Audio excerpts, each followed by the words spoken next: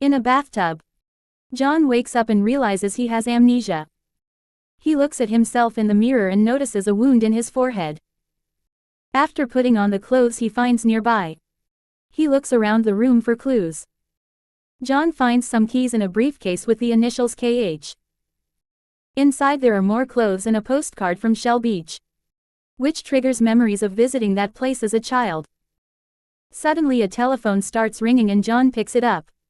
It's Dr. Daniel, who explains John's memory was erased because of a failed experiment and now there are some men looking for him. So he needs to leave immediately. John wants to know more but he hangs up when he sees something behind the bed. He comes closer and is horrified to find a dead woman with bleeding scars that are shaped like spirals. There's also a blood-stained knife on the table. He immediately runs out of the room and discovers he's in a hotel. The elevator stops and reveals a group of pale creepy beings known as the Strangers. So John runs downstairs. When he reaches the lobby, John notices every person is asleep. Even the receptionist and the woman on the phone. She falls when he opens the door as if she was dead. Suddenly the clock strikes 12 and everyone wakes up, not realizing they were asleep at all. The receptionist calls John by his name and mentions he paid for 3 weeks, so he'll need more money if he plans to stay longer. After quickly checking the reservation book to learn his own name and address, John leaves the hotel without paying and throws the suitcase in the river. As he walks through the streets, he notices that his fingertips have spirals on them. In the hotel, the receptionist goes to John's room to empty it and is pushed against the wall by the Strangers, who have found a mysterious syringe on the ground. They ask about John and when the receptionist says he left, they touch his face to put him to sleep. Meanwhile Emma is working as a singer at a bar. After her performance, a coworker tells her a guy left a card for her saying he was her husband's doctor. Emma follows the address and meets Daniel, who is experimenting with a rat in a maze. Emma is John's wife and she hasn't seen him in 3 weeks after a serious fight. Daniel says John is going through a psychotic break and has complete memory loss, so he may be delusional and even violent. He thinks John will contact Emma soon and wants her to call him as soon as that happens.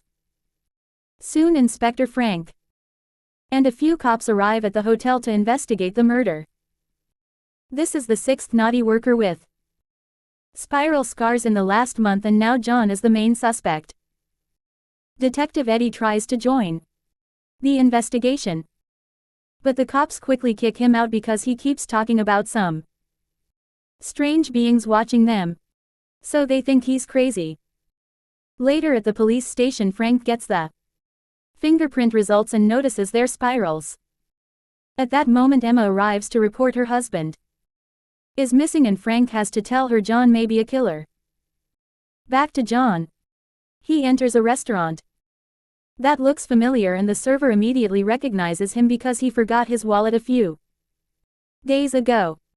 The server puts the wallet behind one of the many food windows, but John doesn't know how to operate them.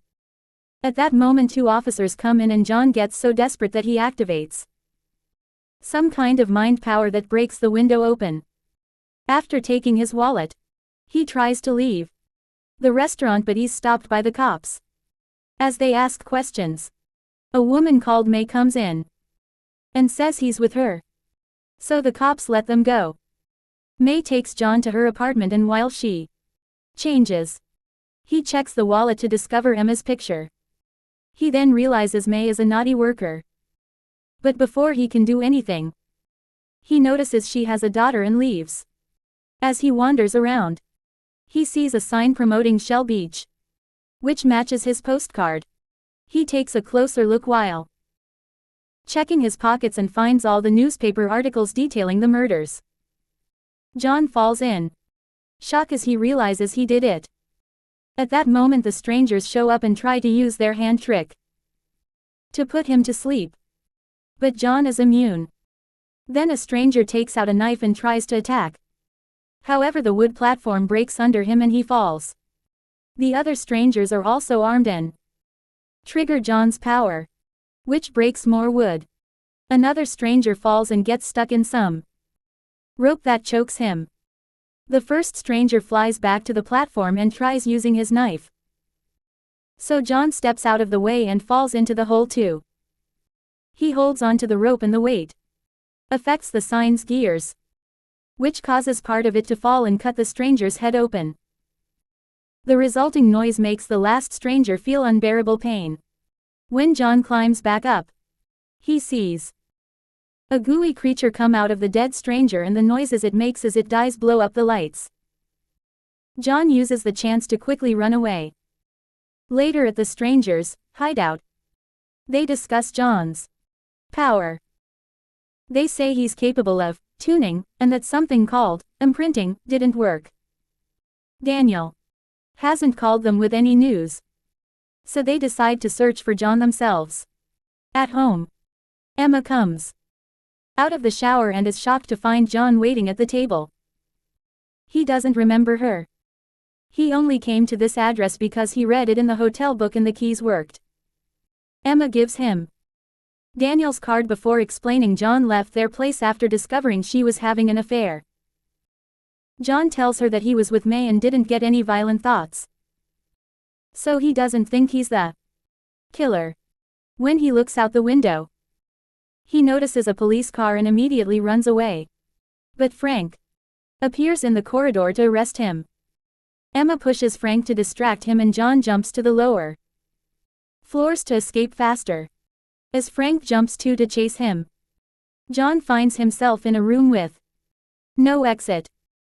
However, a door magically appears on the wall and John gets to leave the building. When Frank arrives at the same room, the door is gone, but he finds Daniel's card on the ground. Afterward, John takes a cab and notices the driver has a souvenir from Shell Beach. So he asks how to get there. The driver feels confused because he can't remember the beach's location even though he's been there many times. The cab drops John at Daniel's building and he watches Frank trying to interrogate the doctor, but Daniel doesn't give him any information. After Frank leaves, John begins following him. Moments later, Daniel is in the bathhouse when he's approached by a stranger who shows him the syringe he found in John's room. Daniel explains he tried to imprint John, but he woke up and knocked the syringe off his hand before running away. He assures the stranger that John doesn't have any memories, only glimpses. But the stranger worries because John can tune, which means he has the same power as strangers do. The man decides they won't imprint John and they must catch him for another purpose. While they chat, John is sneaking around and hearing everything. He checks Daniel's suitcase and sees the syringes. On his way out, the stranger changes the location of the pool ladder just to make Daniel swim more. In the meantime, Frank visits Eddie, who keeps drawing spirals on the walls. Eddie went crazy after working on a very strange case and now he says he spends his days riding the subway in circles. He claims he thinks in circles too and mentions that there's no way out. Memory problems are also part of his issues. Not to mention he doesn't think the woman in the house is his real wife and doubts the identity of everyone he knows. When Frank asks about the case, Eddie freaks out, saying there never was a case and it's all a big joke. Moments later, John watches Daniel approach an old building and a door appears for the doctor to come in. But John can't follow him anymore. Inside, the strangers are cataloging different objects and Daniel uses them to create a serum that alters memories. Suddenly the strangers make him float and demand to know why John wasn't asleep in the hotel. Daniel has no idea, but he theorizes John is adapting and evolving. He blames this on the human soul, which is what the strangers are looking for. Since it's about to be midnight, all the strangers gather in the middle of their hideout and wait for their big clock to strike 12.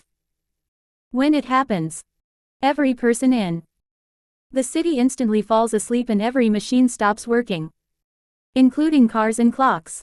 John is the only one awake and freaks out when he sees the world freeze.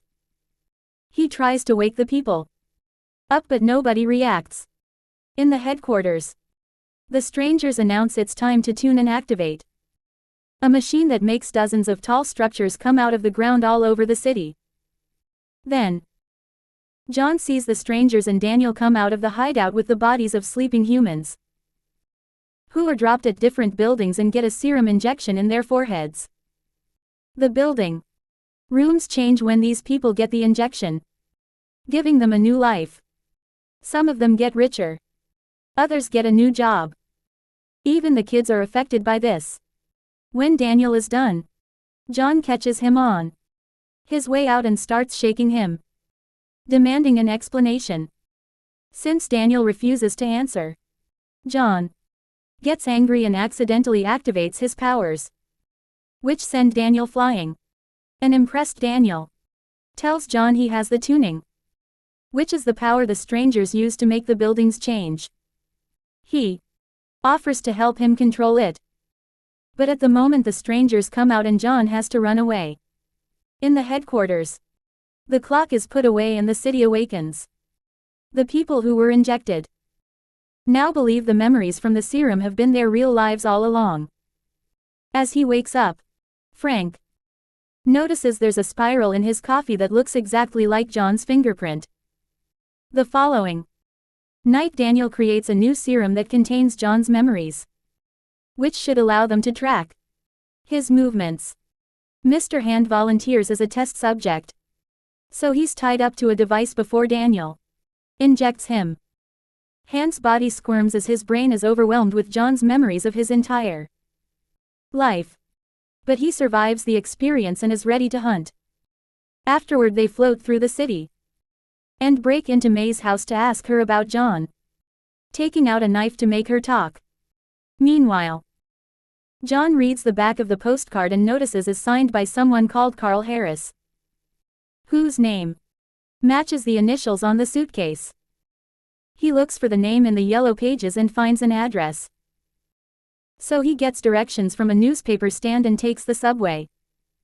During the trip, he finds Shell Beach on the subway map and immediately changes lines to go there instead. However, no matter what subway he takes, he can't find a way to reach the outer stations. Eddie is nearby and hears John talk to a guard, so he points out there's no way to leave the city, which he knows because he's already tried. He explains he used to be a cop but the strangers like swapping memories and professions among people, yet they aren't aware of this. Eddie remembers because he woke up in the middle of the process just like John did. And now he announces he's found a way out. John watches in shock how a train finishes the poor man. Moments later the strangers follow John's tracks to Emma's home. Mr. Hand finds her watching the river and they have a philosophical conversation about memories making humans who they are. After getting more visions of John's life with Emma, Hand leaves. Remembering John's story, Emma goes to May's apartment, where she finds her dead with spiral scars.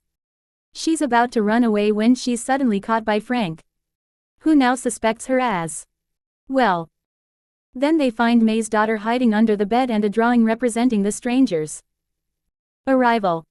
Eventually John finds Carl's address, which is an aquarium. Nobody comes out when he yells, so he breaks the front window to go inside.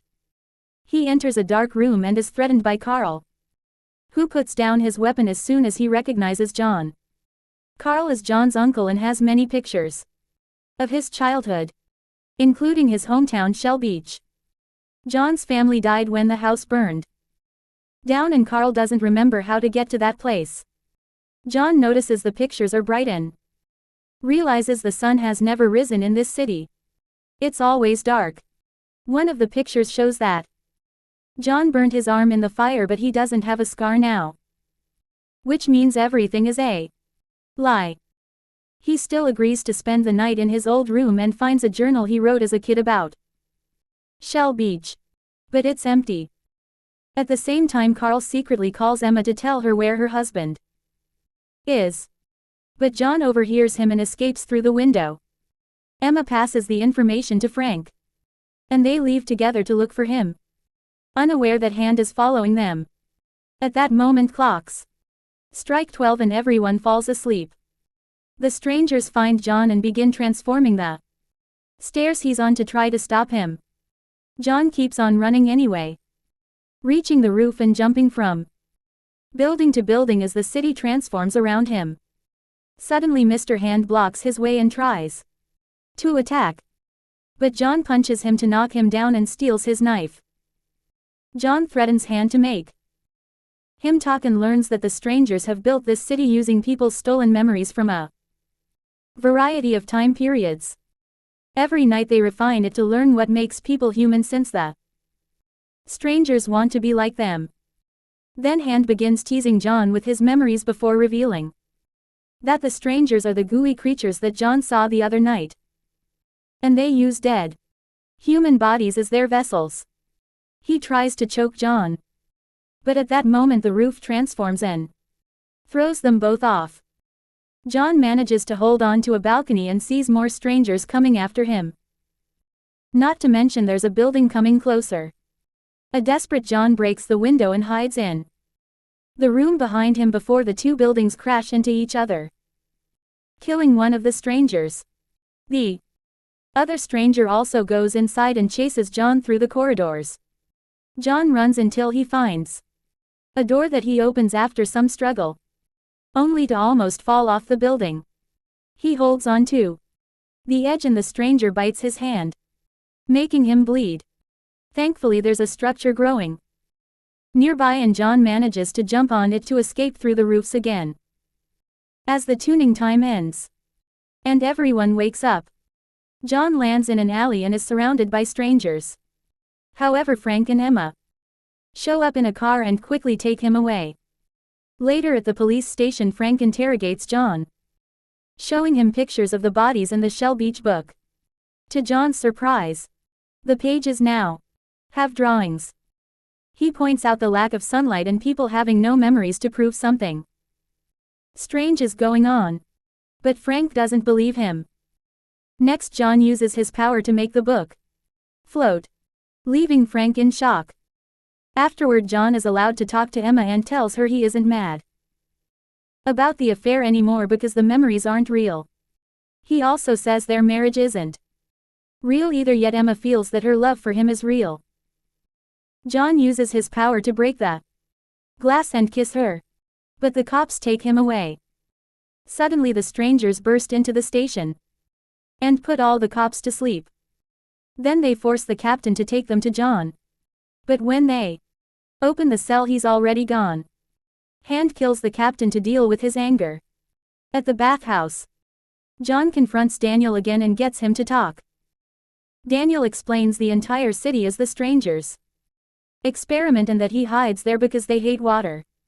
He also confirms John isn't a murderer and offers to inject him again to get the rest of the truth.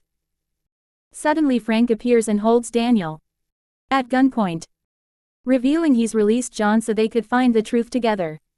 The duo drags Daniel into Frank's car and begins driving toward Shell Beach, telling the doctor to guide them there. When Daniel tries to refuse, saying there's nothing there, John tortures him with his power until he agrees. When they reach the river, they notice the bridge is gone.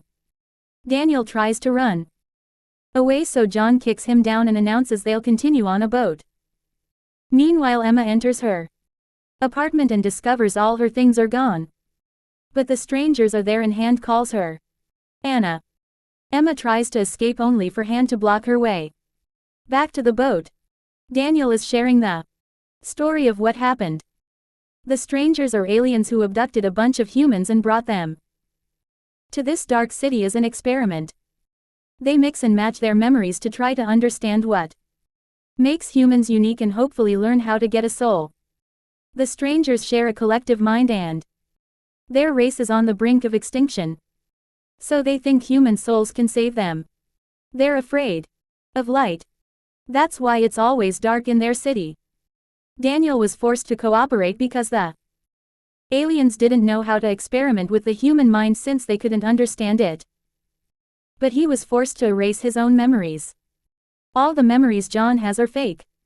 And the drawings on the notebook were created recently by his powers. Eventually they reach the outer walls and discover Shell Beach is just a sign. Daniel insists there's nothing beyond the city. But Frank and John start breaking down the wall anyway.